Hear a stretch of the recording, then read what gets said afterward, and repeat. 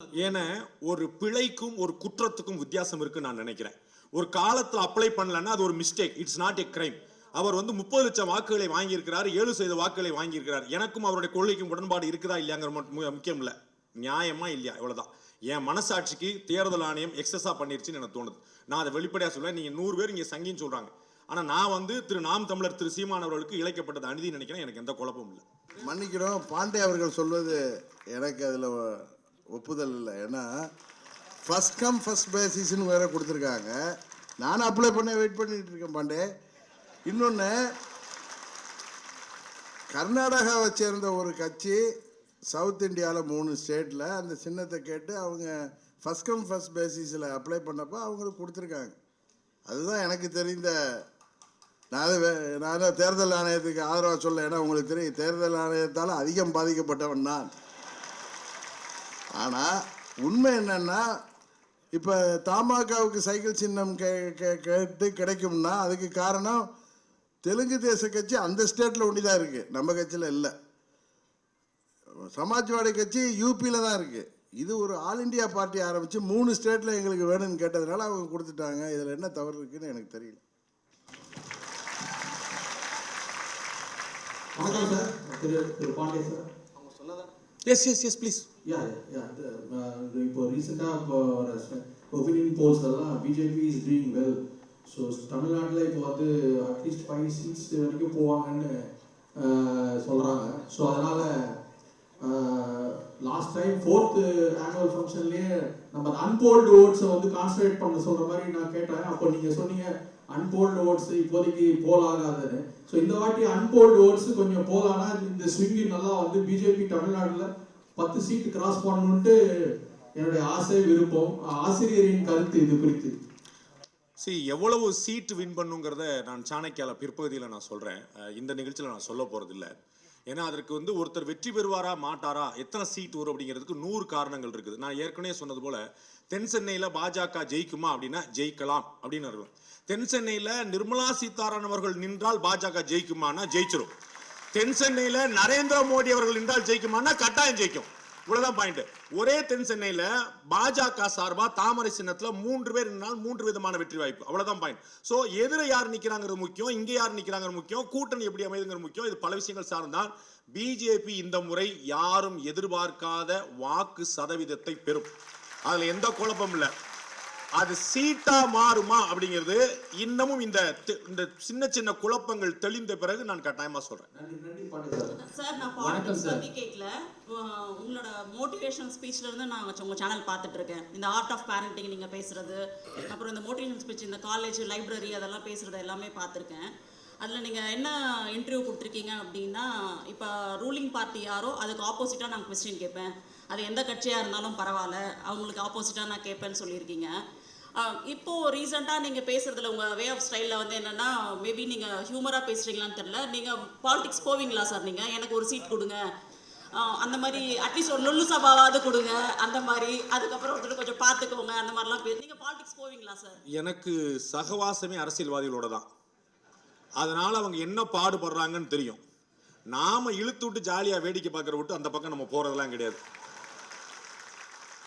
வாக்கு அரசியலில் வெற்றி பெற காலை பிடிக்க நேரும், கழுத்தை நெரிக்க நேரும். எனக்கு 2 ஒத்துவராது. அது செய்ய வேண்டியிருக்கும், அது ராஜ தர்மம், அது வேற. அது அப்படியே நசிக்கிட்டு போயிட்டே இருக்க வேண்டியதான், வேற வழி கிடையாது. அதெல்லாம் சுலபமா சாத்தியம் இல்லை. எங்கள் அண்ணன் வாசன் அவர்கள் முதலமைச்சரா மாற முடியாதுக்கு 10 காரணத்துல அது ஒரு காரணம். அவர் யார் காலை பிடிச்சதும் கிடையாது, யார் கழுத்தை நெரிச்சதும் கிடையாது. அது ஒரு அது அரசியல், வாக்கு அரசியல்ங்கிறது வேற. அது சாதாரண விஷயம் இல்லை. அது சத்திரியர்களுக்கான தர்மம், நமக்கான தர்மம் கிடையாது. நம்ம வேடிக்கை பார்த்துட்டு இவர் ஜெயிப்பார் இவர் தோப்பார், ஹாப்பி, முடிஞ்சு வச்சு, நமக்கு என்ன பிரச்சனை. வணக்கம் சார். மத்தியில் இப்போ பாஜக தான் ஆட்சியில் வரப்போகுது, அது எல்லாருக்குமே தெரியும். இங்கே அண்ணாமலையார்கள் 25% வாக்கை நாங்கள் எட்டிட்டோம் இப்போவேன்னு சொல்கிறாரு. 25% வாக்கை இப்போ எட்டிட்டதுக்கு பிறகு தமிழ்நாடு அரசியல் எப்படி இருக்கும் சார்? 25% வாக்குகளை எட்டிட்டா 2036 பாஜக ஆட்சி நான் சொன்னதை மாத்தி முன்னாடியே கொண்டு வர வேண்டியிருக்கும். நான் நினைக்கிறேன் பாஜக இந்த வேகத்தில் வளர்ந்தா 2036 ஆட்சி நான் நினைக்கிறேன். ஆனா 25% இந்த முறையே வந்துருச்சுன்னா அதற்கு முன்னாடியே வந்ததற்கான வாய்ப்பு இருக்கு. 25 என்பது கனவாக இருக்கலாம், அது நனவாறதுக்கு ஓட்டு போடணும். கிரவுண்ட் ஒர்க் முக்கியம் மக்களே, கிரவுண்ட் ஒர்க் முக்கியம். உட்கார்ந்த இடத்துலாம் ஓட்டு போடுறதுக்குலாம் இங்க யாரும் கிடையாது. நீங்க உட்கார்ந்துட்டே கால் மேல கால் போட்டுட்டு இருந்தா உங்களுக்கு இந்த 20% வந்து நினைக்கவே நினைக்காதீங்க. அவர் உழைக்கிறாரு, நீங்க உழைக்கிறாரா பாருங்க. எஸ் எஸ் என் பெயர் பிரேமா. எஸ். இப்போ முன்னாடி கேட்ட கேள்விக்கு தொடர் கேள்வி தான் எனக்கு. உங்களோட அண்ணாமலையோட வளர்ச்சியை உங்க மனசு ஏத்துக்க மறுக்குதோ? இந்த ஜோக் வந்து திரு அண்ணாமலை அவர்கள் கேட்டா ரொம்ப ரசிப்பார். ஏன்னா நேற்று ராத்திரி அவர் எனக்கு மெசேஜ் போட்டிருந்தாரு, நான் பொதுவெளியில பேசுறதுல தான் சொல்ல. நேற்று ராத்திரி பேசியிருந்தாரு, brother you are part of my family, I will definitely try to be there அப்படின்னு போட்டிருந்தார். இப்போ நாம இங்க பேசிக்கிட்டு இருக்கிற தருணத்தில் அவர் வந்து அங்கே ப்ரெஸ் மீட் கொடுத்துட்டு இருக்கிறார். பேசிக்கிட்டு தருணம் ப்ரெஸ் மீட்ல இருந்து எனக்கு மெசேஜ் போட்டிருக்காரு, பிரதர் ரொம்ப சாரி என்னால் வர முடியல, my sincere praise I am வாட்சிங் யூ அப்படின்னு போட்டிருக்காரு. This is how we relate. நீங்க நினைக்கிற மாதிரி வந்து நான் யாரோடையும் தனிப்பட்ட முறையிலேயே யாரோடையும் வந்து இது பண்ணல. அண்ணன் சொன்ன கருத்து இங்க முரண்பட்டாரு, பாண்டே சொல்ற கருத்துல நான் முரண்படுறேன்னு. அண்ணனுடைய கருத்துல நான் முரண்பட்டு இருக்கிறேன், அதை நான் பின்னாடி சொல்ல போறேன். சரிங்களா? எனக்கு வந்து நேர்பட பேசி பழக்கம், நேர்பட பேசி பழக்கம். முகஸ்துதிக்காக நான் இப்ப நான் சொன்னேன், உங்க காதுல விழல. அவர் உழைக்கிறார், நீங்க உழைக்கிறீங்களா கேட்டேன். அவர் உழைக்கிறான்னு யார சொன்னேன்? உங்களுக்கு ஒரு யோசனை ஓடிக்கிட்டே இருக்குது, இப்படியா இருக்குமோ இப்படி இருக்கும். ஏன்னா பொழுது போல வீட்டுல, அதுக்கு நாள் இல்ல. எஸ் சொல்லுங்க. நீங்க எப்பயும் மேல் தளத்தான இருப்பேன் சொல்லுங்க. உங்களுடைய நேர்மைக்கு எனது பாராட்டுகள். நாம் தமிழருக்கு இணைக்கப்பட்டது அநீதி என்ற நேர்மைக்கு பாராட்டுகள். இப்போ அண்ணன் மரியாதைக்குரிய டிடி அவர்கள் வந்து பதில் சொன்னாங்க. கேள்வி மட்டும்தான், கேள்வி மட்டும். அதுக்கு கேள்விதான், அதுக்கு கேள்விக்கு தான் வரேன். இப்போ வந்து தேர்தல் கலை நிகழ்ச்சி இல்லை, ஆனால் நம்ம ஏற்கனவே பதிவு பண்ணிட்டோம், நம்ம ஏற்கனவே விண்ணப்பிச்சிட்டோம். ஆனால் அந்த திட்டமிட்ட கர்நாடகாவை சேர்ந்த கட்சிக்கு ஒரு நிமிடம் அவர்கள் பதிவு செய்த அடுத்த வினாடிகளே அவங்களுக்கு கொடுக்கப்பட்டதுங்கிறது உங்களுக்கு எல்லாருக்கும் தெரிஞ்சது. அதை ஒட்டி தான் நீங்க சொல்றீங்க. இப்ப நான் கேட்கிற கேள்வி, அங்கீகரிக்கப்பட்ட கட்சி என்பது வாக்கு விழுக்காடு 2 நாடாளுமன்ற உறுப்பினர் குறிப்பிட்ட சட்டம் என்று ஒரு விதி இருக்குல்ல, கூட்டணி சேர்ந்து எல்லாரும் வாங்குகிற வாக்கு விழுக்காடு என்ற போது அந்த கட்சி அங்கீகரிக்கப்படுகிறது. அப்ப அந்த கட்சி தனித்து என்றால் வாக்கு விழுக்காடு குறைவாக தான் இருக்கும், அப்ப அது அங்கீகரிக்கப்பட்ட கட்சி ஆகாது. ஆனால் நாம் தமிழர் தனித்தே போட்டிட்டு வாங்குகிற வாக்கு விழுக்காடு அங்கீகரிக்கப்பட்ட விதத்தில் இருக்கு. அந்த அடிப்படையில முன்பே ஏற்படுத்தப்பட்ட கட்சி 4 தேர்தலை சந்தித்த கட்சி என்ற அடிப்படையில் தான் ஃபர்ஸ்ட் கம் ஃபர்ஸ்ட் சர்வ் தரப்பட வேண்டும் என்பதுதான் நம்மளுடைய வேண்டுகோள். அந்த அடிப்படையில் கேள்வினே உங்க கருத்து சொல்றீங்க, புரிஞ்சுக்கிட்டாரு. Yes please. ஹலோ வணக்கம். மேலே பேசுகிறேன். சொல்லுங்க. என் பேர் யோகம் ராஜேஸ்வரன். ஒரு நபரோட கம்பேர் பண்ணி பேசுகிறது சரியில்லை. இருந்தபோதும் நான் உங்களை வந்து முன்னாள் திரு அவர் பத்திரிகையாளரை கம்பேர் பண்ணி பார்க்குறேன். அவர் வந்து கடந்த காலத்தில் வந்து புரட்சித் தலைவி அம்மாவை வந்து கேள்வி ப்ளீஸ், கேள்வி தான் கேட்குறேன். அம்மாவுக்கு உறுதுணையாக இருந்து தமிழ்நாட்டில் அரசியல் நான் கூட அம்மாவுக்கு உறுதுணையாக தான் இருக்கேன். இல்லை என்ன கேள்வி கேட்டுருவேன்.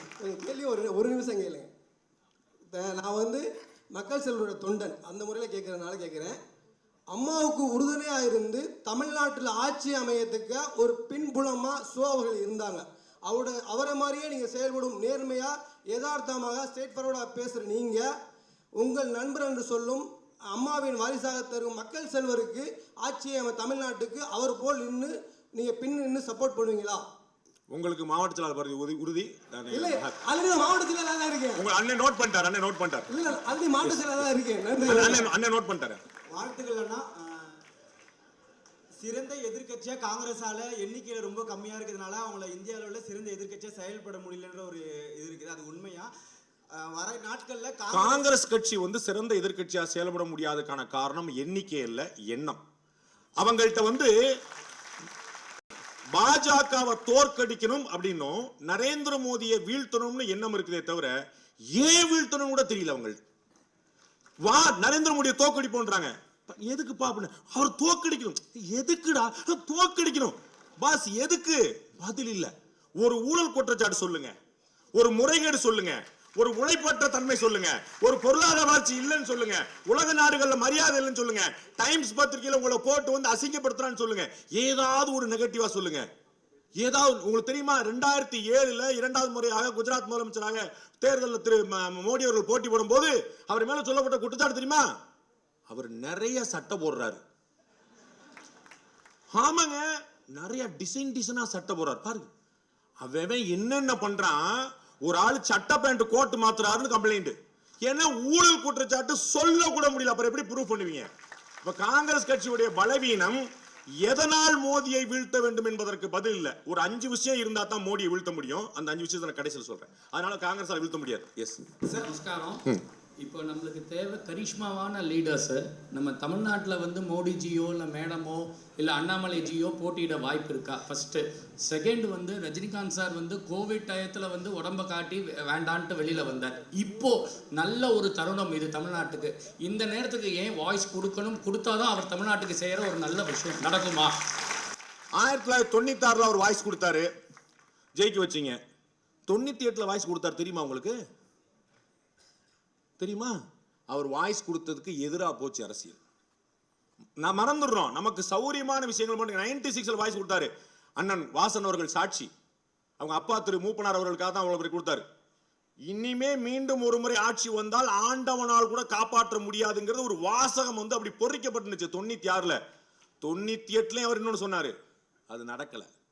சோ வாய்ஸா இருந்தாலும் திரு ரஜினிகாந்த் என்னுடைய தலைவர், சரிங்களா? எனக்கு அதுல எந்த குழப்பம் இல்லை.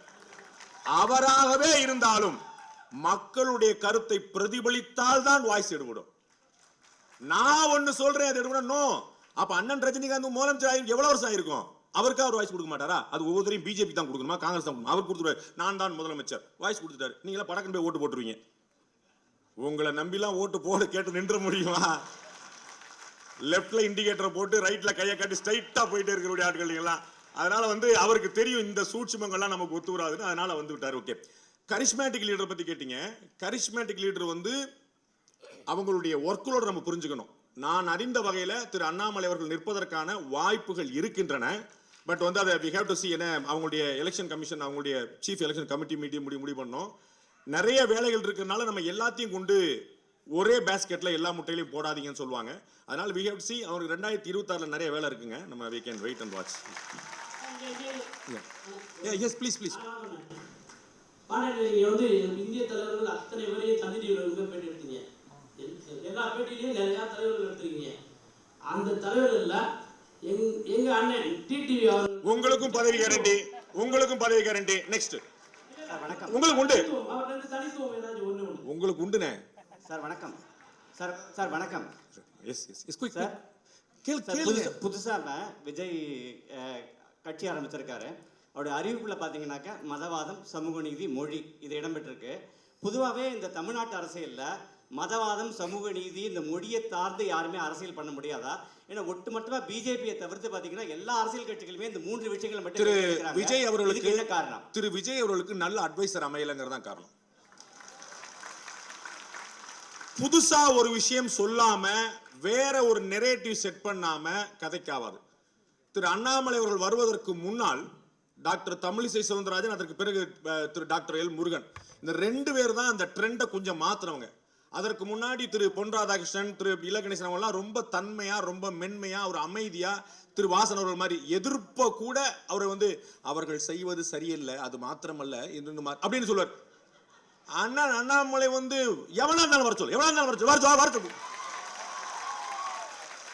அப்ப இந்த மண்ணுக்கு எது தெரியும் அவர் தெரியுது. இந்த மண்ணுக்கு எது பிடிக்குது? சண்டை செய்யணும் சார். ஒரு முக்கியமான ஒரு அரசியல் தலைவர் சொன்னார், சார் தமிழ்நாட்டு மக்களுக்கு சண்டை செய்யணும் சார், அப்பதான் சார் பிடிக்கணும். தமிழக அரசு சிறப்பாக செயல்படவில்லை ரைட்டு, அப்புறம் அப்படிமா படார்னு போட்டு அவங்க தான் மொத்த கஞ்சாவையும் கடத்துனாங்க அப்படின்னா இன்ட்ரெஸ்டிங்கா இருக்க. அதுக்கு ஆமாவா இல்லையாங்கிற அப்புறம் அவங்களுக்கு ஒரு ஸ்பைஸ் தேவைப்படுது. சூப்பர், நல்ல நெக்ஸ்ட் அடுத்த வீடியோ போ. அப்ப இது ஒரு முக்கியமான மேட்டர். அதை வந்து திரு விஜய் அவர்களுக்கு நல்ல திரைக்கதை வசனகர்த்தாக்கள் சினிமாவில் அமைந்தார்கள். இங்க பார்க்கணும் அமைகிறாங்களான்னு பார்க்கணும். எஸ், நீங்க ரொம்ப நேரம் பண்ணிருக்கீங்க. Please sir. நமஸ்காரம் சார். தமிழகத்தில் இந்து சமய அறநிலையத்துறை மேற்பார்வையில் இருக்கும் திருக்கோயில்களில் பல நடைமுறைகள், முறைகேடுகள் நடக்கிறது. அதை பற்றி வைணவ மத குருமார்களுக்கோ இல்லை ஒரு இந்து மத குருமார்களுக்கோ ரொம்ப இக்னரண்ட்டாக இருக்காங்க அதை பற்றி. இதே மதுரை ஆதீனம் வந்து அதை பற்றி முதல்ல வாய்ஸ் ரைஸ் பண்ணாங்க, இப்போ ஒன்றும் பெருசாக பேசுவது அதை பற்றி. ஸோ இப்படி இருக்கிற பட்சத்தில் வந்து மதகுருமார்கள் அண்ணாமலைஜி சொல்கிறார் இது மாதிரி வந்து முதல் கையெழுத்திலே நாங்கள் வந்து இந்து சமய அறநிலையத்துறையை வந்து நீக்கிடுவோம் அப்படின்றான். ஸோ இந்த மாதிரி இருக்கிற பட்சத்தில் மதகுருமார்களுக்கும் அதை பற்றி பொறுப்பு இல்லை. ஸோ இந்த மாதிரி இருக்கும்போது இந்து சமய அறநிலையத்துறை கோயிலை விட்டு வெளியே போனால் நமக்கு அது பாதகமாக இருக்குமா இல்லை சாதகமாக இருக்குமா? ஏன்னா அது அடுத்தது யார் அது வந்து இந்து சமய அறநிலையத்துறை வந்து வெளியே போகாது, அது இப்போதைக்கு நடக்காது. அதை சரி பண்ணுறதுக்கான முயற்சிகளை நம்ம தொடர்ந்துக்கிட்டே இருக்கணும். எதை ஒன்றையுமே வந்து ஓவர் நைட்டில் நீங்கள் காலி பண்ணி அபாலிஷ் பண்ணி கொண்டு போக முடியாது. அதை சரி பண்ணுறதுக்கான முயற்சிகள் நடக்கணும். அது வந்து லாங் வேட்டுக்கோ நம்ம பார்ப்போம். மத குருமார்கள் பற்றி வித் ஆல் ஹியூமிலிட்டி ரொம்ப தன்மையோடு அவர்கள் இக்னோரண்டாலாம் இல்லை, சைலண்டாக இருக்கிறாங்க. வைஷ்ணவ மத குருமார்கள் எல்லா மத குருமார்களும் வேண்டாம், அதுக்கு மேலே நான் நியாயமாக இருக்கேன். பெரியவர்களை நான் பேசக்கூடாது. ஸ்ரீபிரியா ட்ரிப்ளிகேன் ஓட்டிங் கம்பல்சரி ஆகுமா? அந்த ஆதார் பேங்க்கு அதெல்லாம் இணைக்கிற மாதிரி ஓட்டர் கார்டு சேர்த்து இணைக்கலாமா? அது வருங்காலத்தில் வருமா? வந்தால் பெனிஃபிட் உண்டா? அதெல்லாம் எந்த பெனிஃபிட்டும் கிடையாது, நடக்க போகிறதும் கிடையாது. அப்படிலாம் கம்பல் பண்ணலாம் முடியாது. அதெல்லாம் ப்ராக்டிக்கலாக லெட் அஸ் திங்க். நம்ம வந்து எதுவுமே ஒரு உட்டோபியன் தாட்டுக்கு போக வேண்டாம். எஸ் எஸ் எஸ் எஸ் சொல்லுங்க. இவ்வளவுதாங்க உண்மை, இவ்வளவுதாங்க கரெக்டா சொன்னீங்க. நான் வந்து என்னுடைய மாவட்டத்தில் தான் உங்களை நான் நியமிச்சிடுறேங்க. இவ்வளவுதாங்க உண்மை. பாருங்க, நான் ஒன்று போட்டிருக்கேன், ஊடகங்கள் வேற காட்டுது, கேட்டா சங்கின்றாங்க. இவ்வளவுதாங்க. ரொம்ப நன்றிங்க. உங்களுக்குள்ளே உள்ள மனசுக்கு நிறைவா ஒரு கேள்வி கேட்டீங்க. எஸ் சார், நமஸ்காரம். என் பேர் Sriram sir. Before I start my question, ஒரே ஒரு இது ஃபினான்ஸ் மினிஸ்டர் மேடம் கிட்ட இப்போதான் ஒரு சான்ஸ் கிடைக்கும் இப்போ நான் சொல்றதுக்கு. சார் நெக்ஸ்ட் இல்ல please we don't have time sir. என் பேர் சீதாராமன். இந்த எலக்ட்ரல் பாண்ட்ஸ் ரொம்ப ஒரு பெரிய சர்ச்சையா போயிட்டு இருக்கு. வாட் இஸ் இது? இதை பத்தி சாணக்கிய பாக்குறதே இல்லையா? தொண்டை தண்ணி வத்திர பேசியிருக்கேன் சார். சிஏ பத்தி எலக்ட்ரல் பாண்ட் பத்தி அவ்வளவு பேசியிருக்கேன் சார். அம்பானி அதானி கொடுத்து விட்டார்கள் 376 பக்கம். அம்பானி அதானி பேரையே காணோம். கன்ஃபியூஸ் ஆயிட்டாங்க எல்லாரும். திரு அமித்ஷா அவர்கள் ரொம்ப உருப்படியா ஒரு கேள்வி கேட்டார். அவ்வளவுதான் எலக்ட்ரல் பாண்டுக்கு. 2019 கொண்டு வந்த பிறகு எலக்ட்ரல் பாண்ட் மூலமா மட்டும்தான் பணம் வாங்கலாம்னு சொன்ன பிறகு யார் கொடுக்கிறார் யார் வாங்குறார் அந்த பாண்டுங்கிறது உலகத்துக்கு தெரியும். எந்த கட்சி வாங்கியிருக்குங்கிறது உலகத்துக்கு தெரியும். யார் எந்த கட்சிக்கு கொடுத்தான்னு தெரியாது. ஏன் தமிழ்நாட்டில் ஒருத்தர் பாஜகவுக்கு கொடுத்தாருன்னா திமுக என்ன பண்ணும்? ஓஹோ, உங்களுக்கு தாமரை மலரணுமா அப்படின்னு வயரு, கரண்ட், வாட்டரு, புரியுதுங்களா? அப்ப ஒரு தொழிலதிபர் இன்னொரு கட்சிக்கு கொடுக்கிறாருன்னா அது யாருக்கு? அப்படியே பிஜேபி காங்கிரஸ் எனிபடியான. அப்ப தொழிலதிபர் நல்லா பாத்துங்க. எலக்ட்ரல் பாண்டுங்கிறது ஒயிட் மணி, அதை ஞாபகம் வச்சுக்கோங்க. அது கருப்பு பணம் அல்ல, வெள்ளை பணம். ஸ்டேட் பேங்க் ஆஃப் இந்தியால பணத்தை கட்டி வாங்குறாங்க. ஒயிட் மணி அவங்க அக்கௌண்ட்ல ஆடிட்டிங்ல வந்தே ஆகணும். கட்சிகளுக்கு வரக்கூடிய மணி ஒயிட் மணி. ஒவ்வொரு கட்சியும் போய் தன்னுடைய பணத்தை மாத்துறாங்க. அகில இந்திய அளவில் அதிகமா வாங்கின கட்சி பிஜேபி. தமிழ்நாட்டில் அதிகமா வாங்கின கட்சி. எல்லா மேட்டரும் தெரிஞ்சிருக்கீங்க. இப்ப என்னங்க இப்படி இருக்கீங்க? எல்லா மேட்டரும் தெரிஞ்சுங்க. திரு அமித்ஷா அவர்கள் சொல்றார் 303 எம்பி வச்சிருக்கக்கூடிய கட்சி 6000 கோடி வாங்கியிருக்கு. 244 கோடி எம்பிகள் வச்சிருக்க கட்சி 11000 கோடி வாங்கியிருக்கிறாங்க. கணக்கு புரியுதா? 303 எம்பி வச்சிருக்கக்கூடிய கட்சி 6000 கோடி வாங்கியிருக்கு. எதிர இருக்கக்கூடிய 244 எம்பிகள் கொண்ட அத்தனை கட்சிகளும் சேர்ந்து 11000 கோடி வாங்கியிருக்கிறாங்க. 11000 பெருசா 6000 பெருசான்னு உங்களை கேட்க வேண்டாம்னு நினைக்கிறேன். நெக்ஸ்ட் யாரும் கேட்டோம் சார். அண்ணாமலை அவர்கள் வந்து பிஜேபி யாத்திரையில இவ்வளோ தூரம் கஷ்டப்பட்டு இப்போ நம்ம வாக்கு சேகரிக்க ட்ரை பண்ணிட்டு இருக்காங்க. பட் ஸ்டில் அந்த last phase of the elections வந்து யாருக்கெல்லாம் சோஷியல் மீடியா அந்த அளவுக்கு ஆக்சஸ் இல்லை அப்படிங்கிறவங்க ஜென்ரலாக அவங்களோட திங்கிங் என்னன்னா, இப்போ டிஎம்கே தான் நமக்கு செஞ்சிருக்கு, நமக்கு 1000 ரூபா கொடுத்துருக்காங்க, 2000 ரூபா கொடுத்துருக்காங்க, இப்படின்ற ஒரு மைண்ட் செட் தான் இன்னைக்குமே நிறைய நேட்டிவ்ஸ் இன்சைட்ல வந்து அவங்களுக்கு சரியா ரீச் ஆகலை ஆக்சுவலி. ஸோ அந்த வேர்ட்ஸ்லாம் நம்மளால எப்படி இன்னும் கன்வெர்ட் பண்ண முடியும்? ஏன்னா இவ்வளோ உழைச்சதுக்கு அப்புறமா கடைசியில் இவங்க தான் பண்ணி. இவ்வளோ உழைச்சது அண்ணாமலை, நீங்க உழைச்சிங்களான்னு பாருங்க. லாஸ்ட் கொஸ்டின் அருள்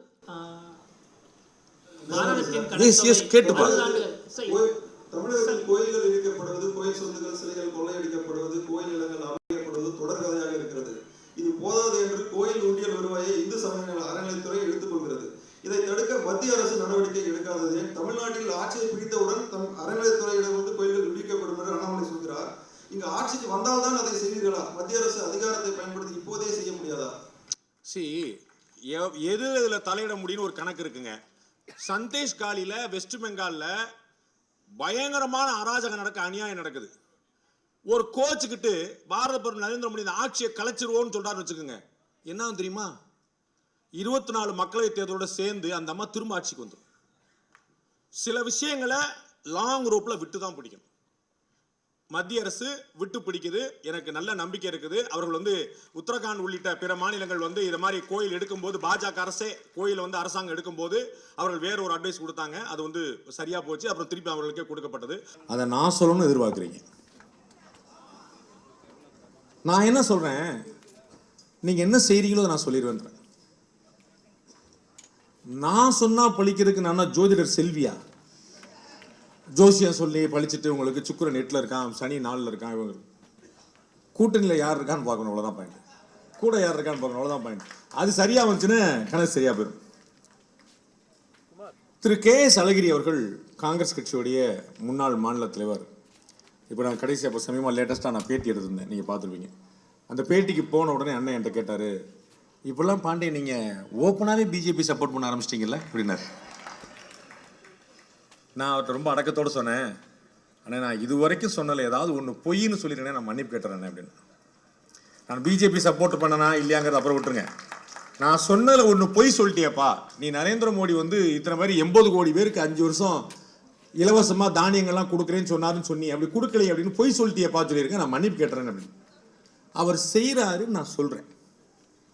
பிஜேபி தமிழ்நாட்டில் 3வது பெரிய கட்சியாக வளர்ந்துக்கிட்டு இருக்குன்னு சொல்கிறேன். நான் சொன்ன போது சங்கினாங்க, அதுக்கப்புறம் 5 கருத்து கணிப்பு வந்துருச்சு. டைம்ஸ் நவுல சொல்கிறாங்க, சிஎன்என்ல சொல்கிறாங்க, இந்தியா டுடேல சொல்கிறாங்க, புதிய தலைமுறை சொல்கிறாங்க, எங்கள் சித்தப்பா பையன் அப்படின்னு சொன்னார். கன்ஃபியூஸ் ஆகாதீங்க, பிரசாந்த் கிஷோர் பாண்டே சொல்லிட்டார். இவ்வளவு பேர் சொல்லிட்டாங்க. அப்ப நான் ஓகே சங்கி நான் சொன்னேன், இத்தனை பேருமா? அப்ப யோசிக்க, கண்ணு முன்னாடி சில மாற்றங்கள் தெரிகிறது, கண்ணை மூடிக்கொண்டு மாற்றங்கள் நடக்கவில்லை என்று சொன்னால் உங்களை நீங்கள் ஏமாற்றிக் கொள்கிறீர்கள் அர்த்தம். இவ்வளவுதான் நான் சொல்ல வர பாயிண்ட். இப்போ காங்கிரஸ் கட்சி இப்படி இருக்குது, டிஎம்கே அலையன்ஸ் ரொம்ப ஸ்ட்ராங்கா இருக்குது. நான் திரும்பவும் சொல்றேன், இன்னைக்கு தேதிக்கு திமுக கூட்டணி சாதாரணமாக 30 இடங்களை வென்றுவிடும். திமுக கூட்டணி சாதாரணமாக 30 இடங்களை வென்றுடும். அதற்கு மேல நீங்க ஒண்ணு விரும்புனீங்க அப்படின்னா, இல்ல பாஸ் பாண்டே சொல்றது தப்பு, இந்த முறை பாண்டேயோட கணிப்பை நாங்க பொய்யாக்க போறோம், திமுக 30 அடிக்க போறது இல்ல, நாங்க பாரு என்ன பண்றோம் அப்படின்னு நீங்க நினைச்சீங்கன்னா அதற்கு தேவை ஹார்ட் ஒர்க். திரு அண்ணாமலை அவர்கள் பாஜகவுடைய மாநில தலைவர் சொல்றார், அவருடைய தொண்டர்களுக்கு அவர் சொல்லக்கூடிய விஷயம், வெறி பிடிச்ச மாதிரி வேலை பார்க்கணும் அப்படின்னார். ஜஸ்ட் இமேஜின், வெறி பிடிச்ச மாதிரி வேலை பார்க்கணும்னார். காலையில 12 மணிக்கு மதுராந்தகத்துல எண்மண் எண் மக்கள் யாத்திரை, 2 மணிக்கு வண்டி ஏறி மதுரைக்கு போய் 4 மணிக்கு அங்க மதுரையில வேற ஒரு சமுதாய கூட்டத்துல ஒரு மாநாட்டுல பேச்சு, 6 மணிக்கு திரும்ப வண்டி ஏறி 7 மணிக்கு சென்னை செங்கல்பட்டுல திரும்ப எண்மண் எண் மக்கள் யாத்திரை. இந்த உழைப்பு வேற யாருக்கா சாத்தியப்படுமா? இந்த உழைப்பு அவர் கொடுக்கிறாரு. அப்படி ஆசைப்படுற நீங்க கொடுக்குறீங்களா? அம்மா சொன்னாங்க, அதுதான் நான் சொன்னேன். ஒவ்வொருத்தரும் உழைத்தால் தான் சாத்தியம். உட்கார்ந்து கொண்டு வேடிக்கை பார்த்தா சாத்தியம் இல்லை. உலகம் ரொம்ப மோசம் சார், பாலிடிக்ஸ்லாம் ஒர்ஸ்ட் சார், இந்த அரசியல்வாதிகள்லாம் சுடணும் சார், அப்படி தத்துவம் பேசினா கதைக்காது. You be the change, you be the change. இந்த நாட்டுடைய பிரதமர், உலக நாட்டு தலைவர்கள் காலில் விழுகிறார்கள், உலக நாட்டு தலைவர்கள் காலில் விழுகிறார்கள். அந்த பாரத பிரதமர் நரேந்திர மோடி யார் யாருக்கு சீட்டு கொடுக்கணுங்கிறத ராத்திரி 10:30 மணிக்கு கூட்டத்தை ஆரம்பிச்சுட்டு பகல்ல விடிகாலையில 3 மணிக்கு கூட்டத்தை முடிக்கிறார். விடிகாலையில 3 மணிக்கு தேவையா சார் அந்த ஆளுக்கு? சார் நாளைக்கு கேண்டிடேட்ஸ் முடிவு பண்ணு சார், காலைல பாப்போம் 10 மணிக்கு சொல்லலாம்ல? புரியுங்களா நான் சொல்றது? கேண்டிடேட் ஃபைனலைஸ் பண்ணு சார், காலைல 10 மணிக்கு வாங்கன்னு சொல்லலாம்ல? ராத்திரி 10 மணிக்கு உட்கார்ந்து விடிகாலையில 3:30 மணிக்கு அவர் முதல் ஆளா கிளம்பி போறார். அதுக்கப்புறம் 4:30 மணிக்கு அப்புறம் மத்த எல்லாரும் கிளம்பி போறாங்க. திரு சரத்குமார் அவர்கள் தன்னுடைய சமத்துவ மக்கள் கட்சியை பாஜகவோட இணைச்சார். அதற்கான ஃபைனல் கான்வர்சேஷன் எத்தனை மணிக்கு நடந்தது தெரியுமா? முத நாள் ராத்திரி 2 மணிக்கு. 2 மணி நீங்க என்ன பண்ணிட்டு இருந்தீங்க ராத்திரி? இப்ப மட்டும் ராத்திரி 2 மணிக்கு உலகம் உறங்கி கொண்டிருந்த போது தன்னுடைய கட்சி இணைப்பை பற்றி திரு சரத்குமாரும் திரு அண்ணாமலையும் பேசிக் கொண்டிருந்தார்கள். உழைப்புன்னா என்னன்னு தெரிஞ்சுக்கங்க. ஒரு மனுஷனுக்கு பைத்தியம் பிடிச்சிடாதா? எப்படி அது உழைக்க முடியும்? அவர் சொன்ன அந்த வெறி இருந்தால் மட்டும்தான் வெற்றி நிச்சயம். வெறுமன வெற்றி வந்து நிக்காது, அந்த வெறி இருக்கணும். அப்படி இருக்கிறா பாருங்க. திமுக பிரமாதமான கூட்டணி இருக்குது, அற்புதமான கூட்டணி இருக்குது. 2019 வெற்றி பெற்று காட்டியிருக்கிறார்கள், 2021 வெற்றி பெற்று காட்டியிருக்கிறார்கள். இப்ப 2024 மாத்தணும்னா அதுக்கு உங்கள்ட்ட கடுமையான உழைப்பு, அந்த உழைப்பு உங்கள்ட்ட இருக்குதான்னு பாத்துங்க. அகில இந்திய அளவுல நரேந்திர மோடி அவர்களை வெல்ல முடியாதுன்னு அத்தனை பேர் நம்புறாங்க. என்ன காரணம்? 5 முக்கியமான பாயிண்ட் தான் காரணம் நரேந்திர மோடியை வெல்ல முடியாமல் இருப்பதற்கு. அவரை வெல்வதற்கான வாய்ப்பும் இருக்கிறது இந்த 5 விஷயங்கள் இருந்தால். 1, ஒவ்வொரு தேர்தலுக்கும் புத்தம் புதிய கோஷங்கள். நரேந்திர மோடியை இந்த நாட்டின் பிரதமராக்குவது, இந்தியாவை வைய தலைமை கொள்ள வைப்பது, இந்தியாவை வல்லரசாக்குவது, இப்படி வேறு வேறு திசைகளை கொண்டு போகும்போது அது பயங்கரமான ஒரு ஊக்கத்தை கொடுக்குது. 2வது, மக்கள் நலத்திட்டங்கள். இந்தியாவில் இருக்கக்கூடிய 140 கோடி மக்களும் ஏதேனும் ஒரு வகையில் மத்திய அரசால் பலன் பெற்றவர்களாக இருக்கிறார்கள். ஏதேனும் ஒரு வகையில் 140 கோடி மக்களுக்கும் வீடு தேடி வந்து நீங்க மத்திய அரசுடைய உதவி. பயனாளிகள் எண்ணிக்கை, ஹிந்தில லபார்த்திம்பாங்க, பயனாளிகள். 3வது, RSS மாதிரி சர்வ பரித்தியாகம் பண்ணக்கூடிய பின்னாடி இருக்கக்கூடிய இயக்கம். 4வது, பாரதிய ஜனதா மாதிரி அமைப்பு ரீதியாக பலம் கொண்டிருக்கக்கூடிய இந்தியாவிலேயே உலகத்திலேயே பெரிய அரசியல் இயக்கம். 5வது, யாராலும் ஒப்பாரும் மிக்காரும் இல்லாத இருக்கக்கூடிய பாரத பிரதமர் நரேந்திர மோடி மாதிரியான ஒரு தலைமை. இந்த 5 விஷயங்கள் தான் பாஜகவை இதுவரை ஆட்சியில் வைத்தது, இனிமேலும் ஆட்சியில் வைக்க போகிறது. அது இல்லாதது போனால்தான் காங்கிரஸ் கட்சியால் அடுத்து வர முடியல. 5 விஷயங்களால் சமாளிக்க முடியல. கீழே தமிழ்நாட்டில் அவர்கள் வலுவான கூட்டணியை வைத்திருக்கிறார்கள். இங்க உங்களுக்கு வலுவான மாநில தலைமை இருக்கலாம். பாஜக அந்த அளவுக்கு அமைப்பு ரீதியாக பலமடைந்திருக்கிறதா என்று பார்க்க வேண்டும். அந்த அளவுக்கு வலுவான கூட்டணி வைத்திருக்கிறதா என்று பார்க்க வேண்டும். பயனாளிகளை நீங்கள் சென்று சந்தித்திருக்கிறீர்களா என்று பார்க்க வேண்டும். பயனாளிகள் இருக்கிறார்கள். அது பாஜக அரசால் கிடைத்த பயன் என்பதை நீங்கள் கொண்டு சேர்த்திருக்கலாம் என்று பார்க்க வேண்டும். எனவே உங்கள் கனவு எனக்கு புரிகிறது. அதை சொல்ல வேண்டும் என்று, நான் சொல்ல வேண்டும் என்று நீங்கள் ஆசைப்படுகிறீர்கள். நான் சொல்ல காத்திருக்கிறேன். நடக்குமேயானால் நடப்பதும் நடக்காமல் இருப்பதும் உங்களுடைய கையில் இருக்கிறது. ஏப்ரல் 19ஆம் தேதி வெள்ளிக்கிழமை, வெள்ளி சனி ஞாயிறு 3 நாள் லீவு நினைக்கப்படாது. இதை சொல்லவே இல்லை பாண்டே. நல்ல மேட்ரு. வெள்ளிக்கிழமையா அப்படின்னு சொல்லிட்டு வெள்ளி சனி ஞாயிறு 3 நாள் லீவுக்கான பிளான் பண்ணக்கூடாது. வெள்ளிக்கிழமை உங்களுடைய தலையெழுத்தை தீர்மானிக்க போகிற நாள் என்பதை ஞாபகம். உங்களுடைய தலையெழுத்தை தீர்மானிக்க போகிற நாள். திரு அமித்ஷா அவர்கள் சொல்கிறார், எங்களிடம் கடந்த 10 ஆண்டுகளுக்கான ட்ராக் ரெக்கார்டு இருக்கிறது, அடுத்த 25 ஆண்டுகளுக்கான தொலைநோக்கு பார்வை இருக்கிறது அப்படின்றார். அப்ப ஒவ்வொரு கட்சியும், ஏற்கனவே சொன்னது போல, காங்கிரஸ் கட்சி வந்து நரேந்திர மோடி அவர்களை தோற்கடிக்கணும் விரும்புது. அம்மா சொன்னாங்க, ஓகே சூப்பர், நரேந்திர மோடி தோற்கடிச்சிருவோம், நான் வர்றேன் பிரச்சாரத்துக்கு, எனக்கு எந்த பிரச்சனையும் இல்லை. எதனாலும் சொல்லுங்க, எதனாலும் சொல்லுங்க. ஊழல்வாதிகள் நிம்மதியா இருக்க முடியல. ஒரு பாயிண்ட் சொல்லுங்க. இல்ல இவர் ஊழல் பண்ணிட்டாரு, இவர் ஒரு பாரபட்சமா நடக்கிறாரு. எந்த குற்றச்சாட்டும் சொல்ல முடியாமல் ஒரு அரசாங்கம் இருக்கும்போது இப்படிப்பட்ட ஒரு அரசாங்கம் இனியும் தொடர வேண்டும் என்று நினைக்க வேண்டும். அப்ப அந்த சிந்தனையோடு நீங்கள் உங்களுடைய மனதில் என்ன இருக்கு அப்படிங்கிறத மக்கள், அம்மாவுடைய வேண்டுகோள் படி மக்கள்கிட்ட கொண்டு போய் நல்ல அரசு, நான் சொல்றேன் அதிமுக திமுக பாஜக காங்கிரஸ் நான் பேசல, உங்கள் மனதில் ஒரு நல்ல அரசு வேண்டும் என்று நினைத்தீர்களானால் நீங்கள் உழைக்க தயாராகுங்கள். நீங்கள் உழைப்பது உங்களுக்காக, உங்களுடைய அடுத்த தலைமுறைக்காக. இவ்வளவு நேரம் நீங்க பொறுமையா இருந்தீங்க. 8:31 ப்ரோக்ராம் முடிச்சோன்னு நான் பிளான் பண்ணேன். 8:31 நான் ப்ரோக்ராம் முடிச்சிட்டேன்.